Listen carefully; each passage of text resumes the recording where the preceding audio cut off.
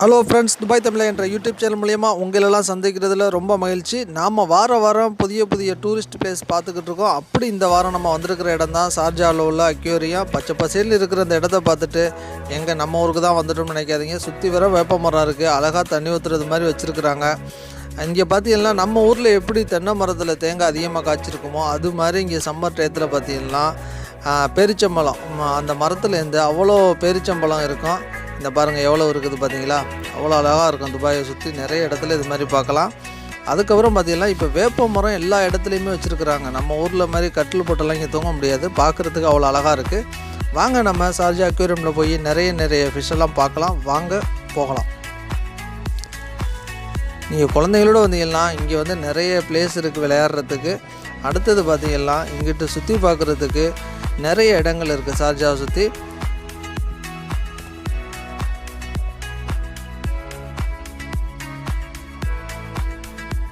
Friends, இப்போ நீங்கள் நிறைய பேருக்கு உள்ள சந்தேகம் என்னென்னா, எப்போ ஷார்ஜா அக்வேரியம் ஓப்பனில் இருக்கும், எப்போ க்ளோஸ் பண்ணுவாங்க அப்படிங்கிற டைமிங் உங்களுக்கு தெரிஞ்சிச்சுன்னா நீங்கள் வர்றதுக்கு ஈஸியாக இருக்கும்.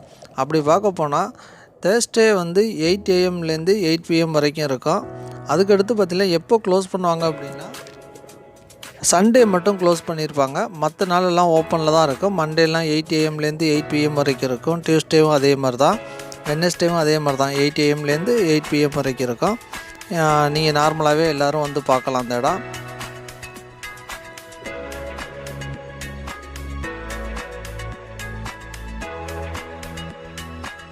ஃப்ரெண்ட்ஸ், இப்போ நீங்கள் பார்த்துக்கிட்டு இருக்க இங்கே என்னென்ன ஃப்ரீயாக கிடைக்கும் அப்படின்னு பார்த்தீங்கன்னா ஃப்ரீ வைஃபை கனெக்ஷன் கிடைக்கிது. அதுக்கடுத்து பார்த்தீங்கன்னா வீல் சேர், சீனியர் சிட்டிசன்லாம் இருக்காங்களா, அவங்கெல்லாம் நடக்க முடியாதவங்களுக்கு வீல் சேர் கொடுக்குறாங்க. அதுக்கப்புறம் பார்த்தீங்கன்னா ப்ரேயர் ரூம் இருக்குது, கிஃப்ட் ஷாப் இருக்குது. இது மாதிரி நிறைய இடம் இருக்குது இங்கே பார்க்குறதுக்கு. 2 ஃப்ளோர் ஃபுல்லாக நீங்கள் சுற்றி பார்க்கலாம். அந்தளவுக்கு நிறைய மீன்களை தனித்தனி செப்பரேட்டாக வச்சு, அதுவும் இப்போ ஃபேமிலியோடு வந்தீங்கன்னா அந்த இடத்த விட்டு போகாத அளவுக்கு வச்சுருக்குறாங்க.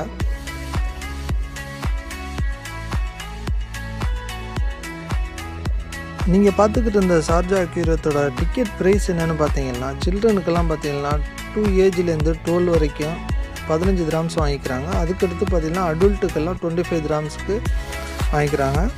நல்ல ஒர்த்தபுளாக பார்க்க வேண்டிய இடம் தான் இது. நம்ம ஊரில் மாதிரி ஆலமரம் மாதிரி வச்சு அதுக்குள்ளே மீன் வச்சுருக்குறாங்க பாருங்கள்.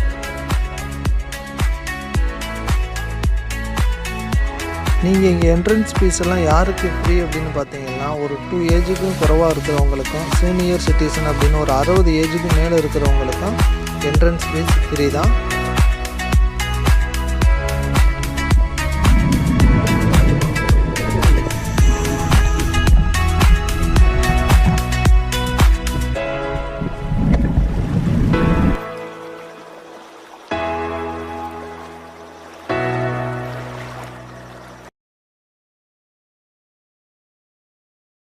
இப்போ நீங்கள் பார்த்துக்கிட்டு இருக்கிறது வந்து நம்ம ஊரில் திருக்கன்னு சொல்லுவாங்க.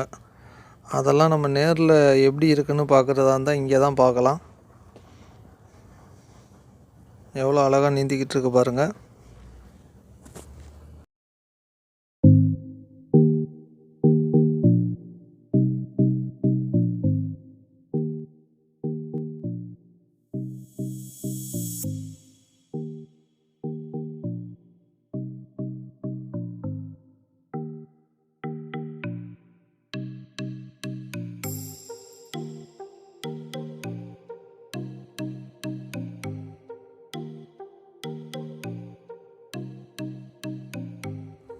வடிவேல் ஒரு படத்தில் சொல்லுவார்ல, கூட்டமாக கிளம்பிட்டாங்கடா அப்படிங்கிறது மாதிரி எவ்வளோ மீனும் ஒரே இடத்துல இருக்கிறது ஆச்சரியமாக இருக்குது.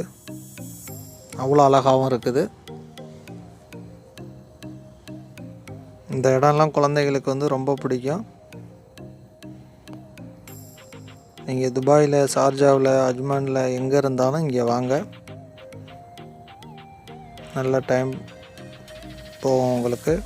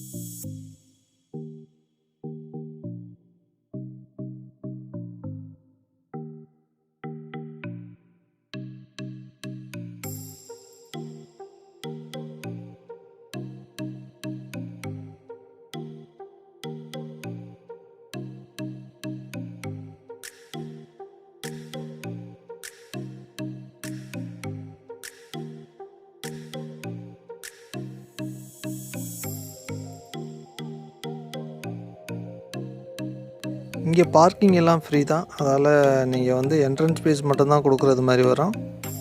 நீங்கள் பார்க்காத கலராக நிறைய மீன்களை இந்த இடத்துல பார்க்கலாம்.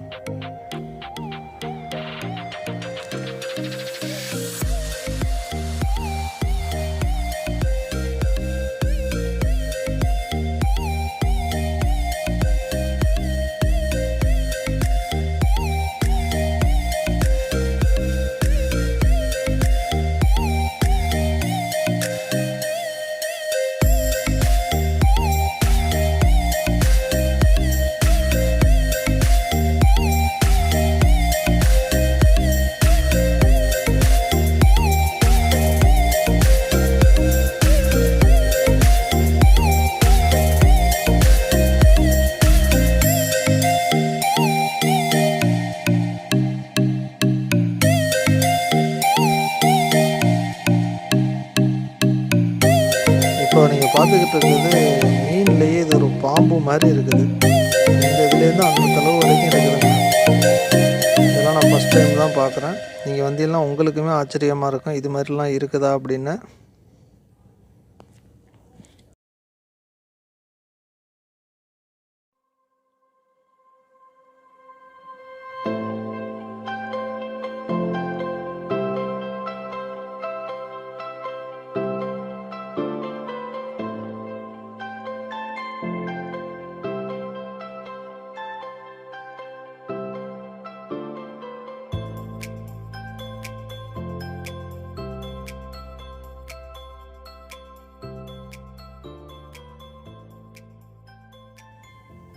இப்போ நம்ம பார்த்துக்கிட்டு இருக்கிறது வந்து வீட்டாமை இல்லை, கடலாமை.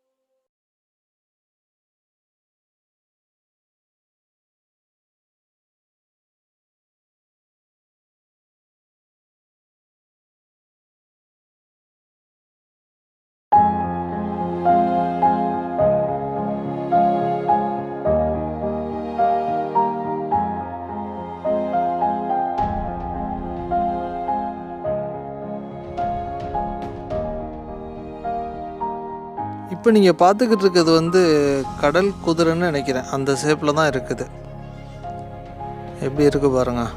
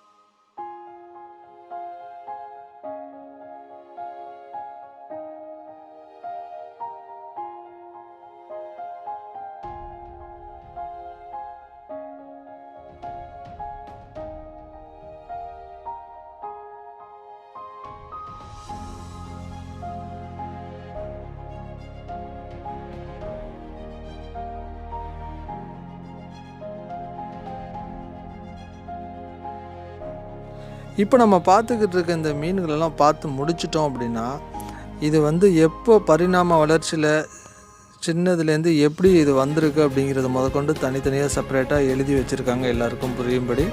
அதையும் பார்க்கலாம்.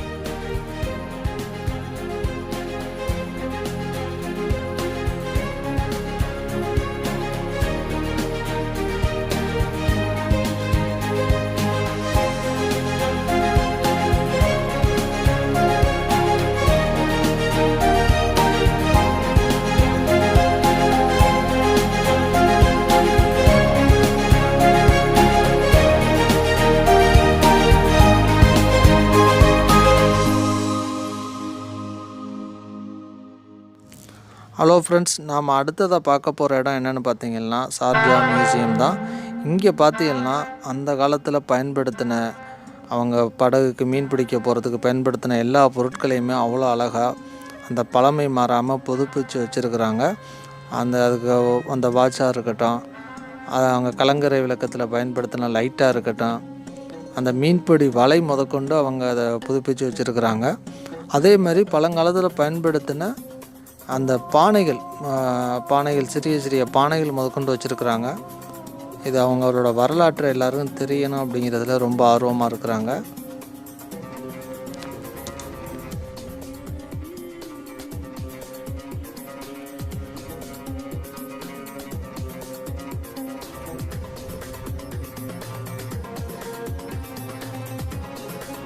அந்த காலத்தில் பார்த்திங்கன்னா வியாபாரம் பண்ணும்போது முத்துக்கள், பவளம் இது மாதிரி உள்ளதெல்லாம் வியாபாரம் பண்ணியிருக்காங்க. அந்த மாடலில் தான் இங்கே உள்ள வடிவமைச்சு வச்சுருக்குறாங்க. எப்படி அந்த காலத்தில் பண்ணியிருக்கிறாங்க அப்படிங்கிறத எல்லோரும் தெரிஞ்சுக்கிறது போல்.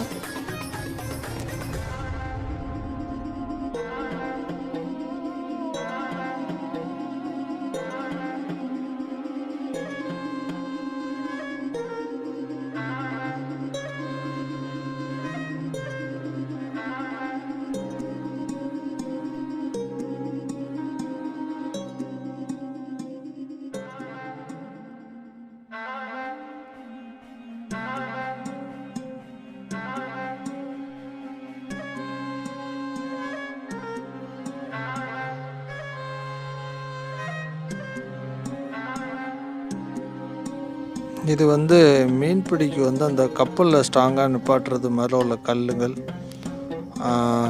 மீன்பிடி வலை, கயிறு, இப்படி எல்லாமே இருக்குது இங்கே.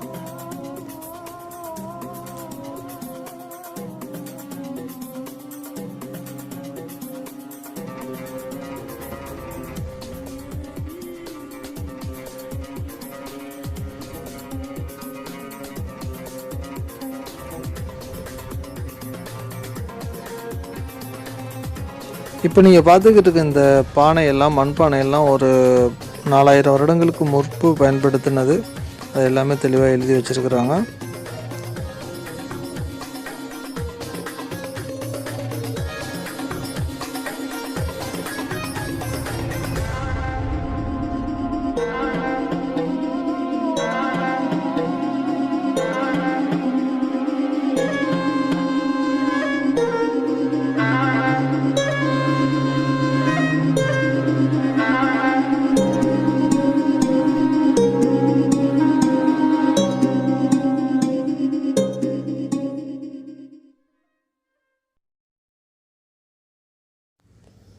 இதுவரைக்கும் எங்களோட யூடியூப் சேனல் மூலியமாக உங்களை எல்லாம் சந்தித்ததில் ரொம்ப மகிழ்ச்சி.